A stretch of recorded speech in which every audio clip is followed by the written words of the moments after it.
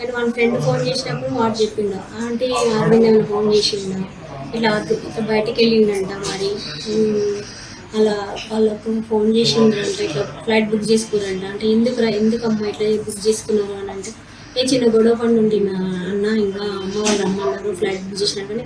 ఆ సంగతి కూడా నాకు వాడు చెప్పనే లేదు అసలు. నాకు ఇంకా ఆధారం చేసిందంటే ఇంకా అంతే. సో వాళ్ళు సరే నాకు తెలిసినాక అప్పటి నుంచి ఫోన్ చేస్తున్నాం అంటే ఇంకా స్విచ్ ఆఫ్ వచ్చేసింది. ఏమైనా సంగతి కదా, వాడు మాట్లాడుతుంటే ఏదన్నా ఒకటి తెలుస్తుంది, కానీ వాడికి లాస్ట్ మూమెంట్ నేను ఎందుకు గుర్తు రాలేదు అసలు.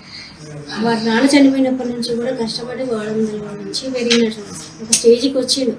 అమ్మ నాకు ఇంకా పిఆర్స్ అది వచ్చేసింది, సిటిజన్షిప్ వచ్చింది, ఇంకా 4 నెలలు అయితే గవర్నమెంట్ జాబ్ వస్తుందమ్మా, మనం ఒక సెటిల్గా ఉన్నాం, ఒక లైన్కి వెళ్తున్నామమ్మా అని. జాబ్ వచ్చినాక అమ్మాయి కూడా జాబ్ వస్తుంది, ఇంకా ఇల్లు తీసుకుంటాము, తర్వాత పిల్లల ప్లాన్ ఉందమ్మా నాకు.